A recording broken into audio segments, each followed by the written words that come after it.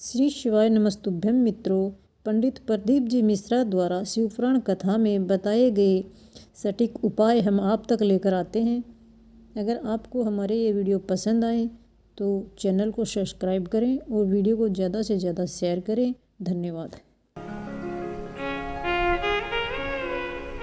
यहाँ इतनी सारी माताएं बैठी है, सबके मंगलसूत्र की डिजाइन अलग अलग होगी। बोलो री जीजियो, सही है कि गलत है? सबके हाथ के चूड़े की डिजाइन अलग अलग होगी। बोलते जाओ जरा जल्दी से, सही है कि गलत है? ठीक है। पाँव में जो बिछुड़ी पहनी हो उसकी डिजाइन अलग अलग होगी।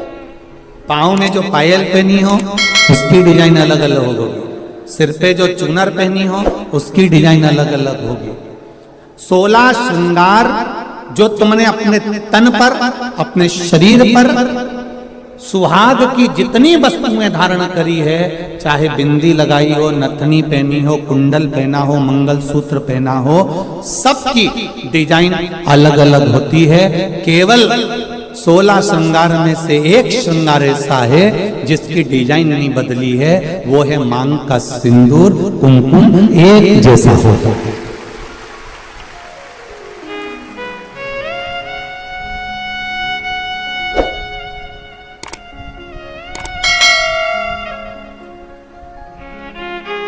बोलो सही है कि गलत है? मांग का सिंदूर, मांग की कुंकू, मांग में लगने वाला कुमकुम, इसकी डिजाइन कितनी बदल गई। लोगों की जिंदगी में मंगलसूत्र की डिजाइन बदल गई, चूड़े की डिजाइन बदल गई, कुंडल की, नथनी की, बेंदा की, सब की डिजाइन बदली, टीकी की भी डिजाइन बदल गई, पर नहीं बदली तो मांग के सिंदूर कंकु की डिजाइन नहीं बदली। क्योंकि इस डिजाइन को तो परमात्मा ने छाप कर भेजा है, तो उसको बदलना भी मुश्किल है, वो नहीं बदल सकता।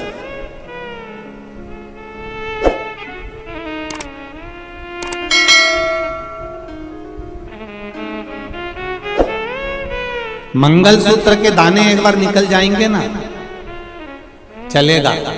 नाक की नथनी एक बार निकल जाएगी ना, चलेगी। बिछुड़ी जल्दीबाजी में कहीं निकल जाएगी ना, चलेगी। बिंदी कहीं निकल जाएगी ना, चलेगी। हाथ का चुड़ला कहीं निकल कर रखा गया ना, चलेगा। पर मांग का सिंदूर कभी भी मांग से नहीं निकलना चाहिए। ये शिव महापुराण की कथा। अब 16 श्रृंगार में से एक श्रृंगार ऐसा है मांग का सिंदूर जिसमें कोई भेद नहीं है। करोड़पति माता भी अपने सिर में लगाती है और एक सब्जी बेचने वाली भी अपने सिर में लगाती है। वो सिंदूर ने समानता बनाकर रखी। एक ब्राह्मण की घर की माता भी सिर पर लगा रही है, तो एक वैश्य के घर की माता भी सिर पर लगा रही है। एक क्षत्रिय के घर की माता भी सिर पर लगा रही है, तो एक शूद्र के घर की माता भी अपने सिर पर लगा रही है। सारा श्रृंगार पैसे के बल पर ऊंचा नीचा हो सकता है, मंगलसूत्र पैसे के बल पर ऊंचा नीचा हो सकता है, हाथ के चूड़े पैसे के बल पर ऊंचे नीचे हो सकते हैं, पांव की पायल पैसे के बल पर ऊंचा नीचा हो सकता है। केवल मांग का सिंदूर, कुमकुम, ये पैसे के बल पर ऊंचा नीचा नहीं होता। ये गरीब और अमीर सबकी समता बता देता है कि यहाँ सब बराबर हैं। मांग के सिंदूर के आगे, कुमकुम के आगे सब बराबर है। कितनी बड़ी बात रामचरितमानस में आती है। थोड़ा ध्यान लगाकर सुनना मेरे धान के कटोरे वालों सब। छत्तीसगढ़ वासी सबले बढ़िया, जम के बोलो जरा, सबले बढ़िया छत्तीसगढ़िया।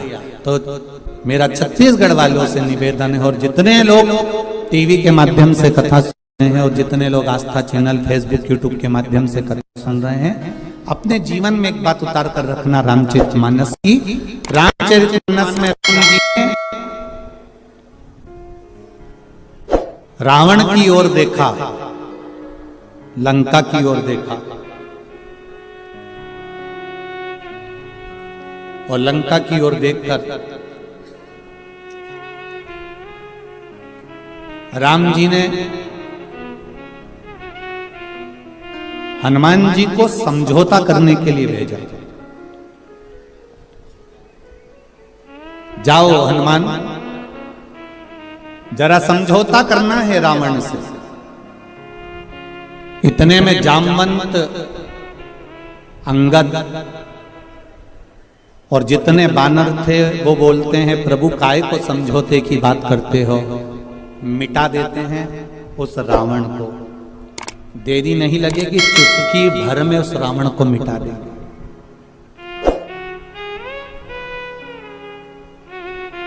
चुटकी भर में रावण को मिटा देंगे। राम जी ने कहा, रावण को मिटाना सरल है, पर मंदोदरी के मांग के सिंदूर को मिटाना कठिन है। जरा ध्यान दीजिए,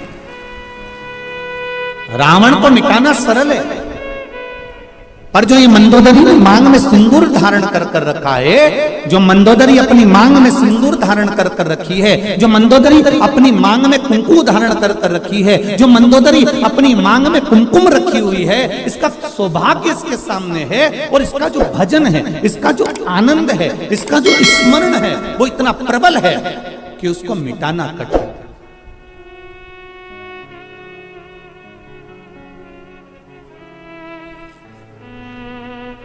एक बात कहना चाहूंगा बहुत अच्छे से। आदरणीय गृह मंत्री जी हमारे यहाँ कथा में श्री ताम्रध्वज साहू जी यहाँ बैठे हुए हैं। आप तो आज आए हैं, पर आपके घर से जो बाईसा हैं, आपकी जो धर्मपत्नी है, हमारे लिए तो माता के तुल्य हैं। हमने देखा कल भी, परसों भी, 2 दिन से हम लगातार देख रहे हैं। कहीं के दूसरे मंत्री की अगर पत्नी होती ना तो 3 घंटा कथा में नहीं बैठती, पर हमने ये चीज देखी है कि वो 5 दिन की कथा में 2-3 दिन लगातार कथा का रस तत्व ग्रहण कर रहे हैं। हम कहना चाहेंगे संपूर्ण विश्व के सनातनियों को एक बात बताना चाहेंगे कि पति जब घर से बाहर निकलता है, पति जब अपना घर छोड़कर किसी मार्ग की ओर आगे बढ़ता है, तो उसके साथ में धर्म पत्नी भले साथ नहीं रहती हो, पर उसके मांग में जो सिंदूर रहता है ना, उसकी चमक पति के साथ हर पल रहती है। ये निश्चित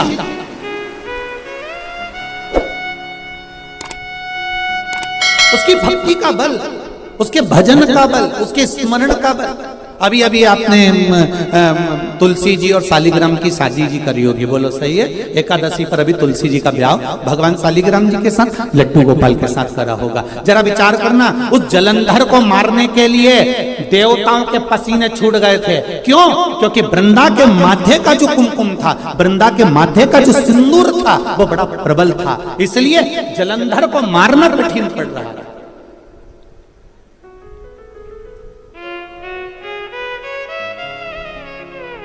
फिर करा क्या गया कि इसके सात्वित्व को डिगाया जाए, और सात्वित्व को डिगाने के लिए भेजा। जब उसका सात्वित्व डिग गया, सात्वित्व टूट गया, तब जलंधर के प्राणों को हरा गया। फिर निवेदन करूंगा, मेरी जितनी माताएं यहाँ बैठी हैं, जितनी मेरी बहन बैठी हैं, जितनी मेरी जीजियाँ बैठी हुई हैं, जितनी मेरी बेटियाँ बैठी हुई हैं, निवेदन करूंगा, मंगल पाणी ग्रहण संस्कार होने के बाद में, विवाह हो जाने के बाद में, अपने मस्तक पर मांग में, भले आजकल तो फैशन हो गया, ज्यादा सिंदूर नहीं लगाती हैं माताएं, कुंकू नहीं लगाती हैं, थोड़ा उनको एक अलग सा फील होता है, तो उनको वो थोड़ा, मेरा निवेदन है कि मेरी जीजियों से, मेरी माताओं से, मेरी बहनों से, मेरी बेटियों से निवेदन है, शादी होने के बाद में मांग में, और एक फिर निवेदन करूंगा, वो पेंसिल जैसी नहीं, पेंसिल जैसी नहीं, सिंदूर तुम्हारे पति ने जिस समय तुम मंडप के अंदर बैठी थी और चांदी के सिक्के से, कलदार से, अंगूठी से, डब्बी में से भर भर कर तेरी मांग में भरा था, ऐसा सिंदूर तुम्हारी मांग में भरा होना चाहिए, ऐसा भरा होना चाहिए।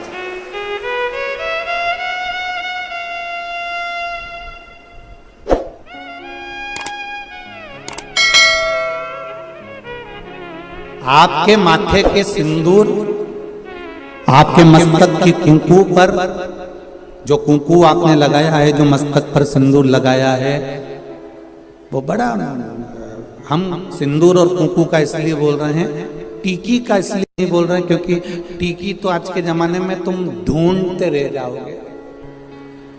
एक छोटी सी पंखड़ी को भी काटते काटते, जैसे माथा की जूनी रहे, वो को निकालो, फिर देखो, बस ऐसी इतनी छोटी सी टीकी माताएं लगाती है, इतनी छोटी सी बिंदी लगाती है कि पूरे माथा पे ढूंढते रह जाओगे कि है कि नहीं है, पहचान करना भारी पड़ जाता है। निवेदन है, बिंदी तुम लगा रहे हो, कितनी बड़ी लगा रहे हो हमें उससे मतलब नहीं है, पर मांग में थोड़ा सा सिंदूर, थोड़ी सी कुंकू, थोड़ी सी डोली, जो भी आप लगाते हो वो थोड़ा सा इस मांग में होना चाहिए। अब कई लोग बोल रहे थे कि गुरुजी आप इतना लंबा तिलक लगा के आ जाते हो, कंकु यहाँ तक पोत के आ जाते हो, तो हमने कहा तुम नहीं लगा रहे तो तुम्हारे बत्तल का हम ही लगा ले, उसमें कहा टेंशन ले, उसमें क्या जाना।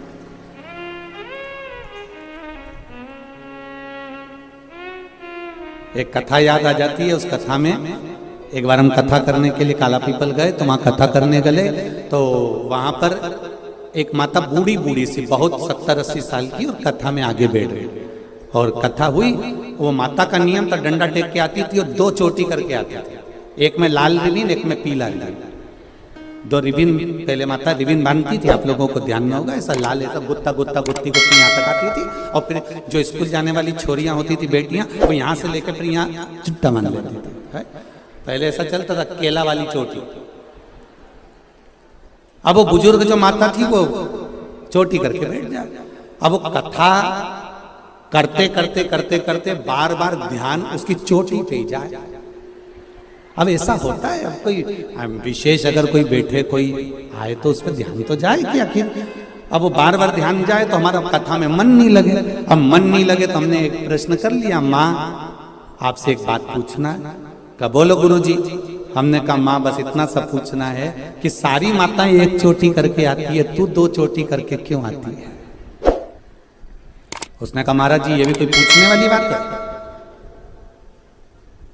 ये कोई अच्छी बात है तुमने जो पूछा, अभी नहीं बताऊंगी मैं। हमने सोचा डोकरी बहुत तेज है, बहुत तेज। हम कथा कर कर जिनके यहाँ रुके हुए थे अग्रवाल जी के यहाँ पहुंच गए।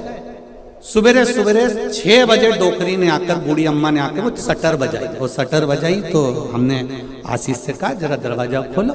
दरवाजा खोला तो डोकरी डंडा लेके खड़ी थी। कहाँ है महाराज? आशीष तो दरवाजा ही नहीं खोला, वापिस आ गया। गुरुजी वो बुढ़िया आई है डंडा लेके। हमने कहा दरवाजा तो खोल, आने दे।